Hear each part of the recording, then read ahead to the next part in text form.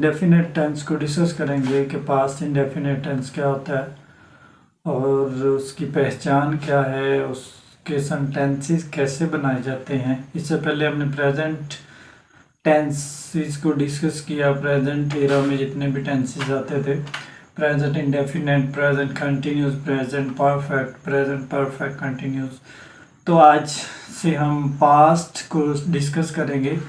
Past indefinite में 4 tenses को discuss करेंगे, इंडेफिनेट, कंटिन्यू, परफेक्ट और परफेक्ट कंटिन्यूस। सो आइए डेफिनेट टेंस को डिस्कस करेंगे।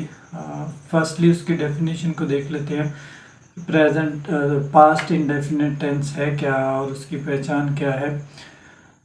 अगर हम इसकी इंग्लिश में डेफिनेशन को एक्सप्रेस करें तो it is used to describe action that happened in the past and now finished. It used to describe action that happened in the past and now finished. Means कोई भी ऐसा काम जो हमने शुरू किया था और मुकम्मल हो गया। कल की बात कर रहे हैं, पास्ट की बात कर रहे हैं। मीन्स कल जो काम हमने किया था वो मुकम्मल भी हो गया था, उसको हम आज की डेट में नहीं लेके आएंगे। मीन्स कोई भी हम काम करते हैं तो जब वो कंप्लीट हो जाता है तो हमारा वो पास्ट हो जाता है। अगर हम न्यू कोई काम करते हैं तो वो प्रेजेंट में चल रहा होता है। अगर आप काम करने की कोशिश करते हैं या सोचते हैं कि काम करूँगा, then it will be your future. So इसमें क्या है कि जो काम हमने शुरू किया था वो मुकम्मल हो गया। तो इसमें हम 3 तरह के सेंटेंसेस बनाएंगे, अफर्मेटिव और सिंपल सेंटेंस, नेगेटिव सेंटेंस और interrogative sentences. So these are the 3 kinds of sentences we will make in past indefinite। तो इसको बनाने का तरीकाकार क्या है, फार्मूला क्या है, टेक्निक क्या है। सबसे पहले सब्जेक्ट लगाते हैं, उसके बाद second form of the verb, उसके बाद object. Subject plus second form of the verb, उसके बाद ऑब्जेक्ट। आइए इसका सेंटेंस बनाते हैं। I played football yesterday। I played football yesterday। It's a simple affirmative assertive sentence। Same like this हम और भी sentences के बना सकते हैं पॉजिटिव वे में।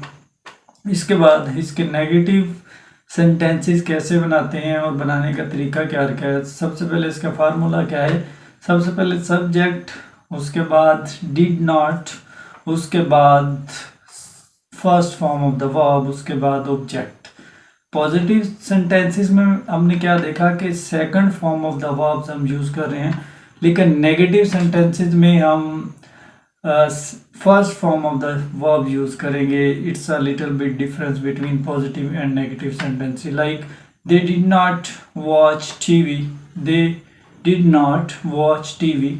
Same like this we can make any other sentences with the help of did not। उसके बाद इसका इंटेरोगेटिव सेंटेंसेस हैं। इंटेरोगेटिव कैसे बनाते हैं, इंटेरोगेटिव बनाने का तरीका कार क्या है। डिड को स्टार्ट में लगा देते हैं, उसके बाद सब्जेक्ट, उसके बाद first form of the verb, उसके बाद ऑब्जेक्ट। मीन्स डिड को हेल्पिंग वर्ब को स्टार्ट में लगा दिया, उसके बाद सब्जेक्ट, उसके बाद first form of the verb, उसके बाद object. At the end question mark लाजमी लगाना होता है क्वेश्चन स्टेटमेंट में या इंटेरोगेटिव सेंटेंसेस में। इंटेरोगेटिव सेंटेंसेस में क्वेश्चन मार्क नहीं लगाएंगे, then your sentence will be wrong. तो इसकी एग्जांपल देख लेते हैं। कोई भी वो सेंटेंस बना सकते हैं डिड को स्टार्ट में लेके। Did you eat breakfast, did you eat breakfast और at the end question mark। इसी तरह हम डबल इंटेरोगेटिव भी बना सकते हैं। वो कैसे बनाएंगे, why, when, where, how, which। so these kinds of double interrogative words। उसको स्टार्ट में लगा देंगे जिस तरह why है, उस did को बाद में लगा देंगे, उसके बाद सब्जेक्ट, उसके बाद first form of the verb, उसके बाद ऑब्जेक्ट। तो इस तरीकाकार से, इस मेथड से, इस फार्मूला से हम इंटेरोगेटिव और डबल इंटेरोगेटिव सेंटेंसेस बना सकते हैं। तो ये था हमारा पास्ट इंडेफिनेट और सिंपल पास्ट। नेक्स्ट लेक्चर में हम पास्ट कंटिन्यूस को डिस्कस करेंगे, उसके बाद पास्ट परफेक्ट को डिस्कस करेंगे। Then we will talk about past present perfect tense, past perfect continuous tense that will be at the end of these sentences। इसी तरह फ्यूचर को डिस्कस करेंगे और फ्यूचर के 4 टेंसेस को डिस्कस करेंगे विद एग्जांपल्स।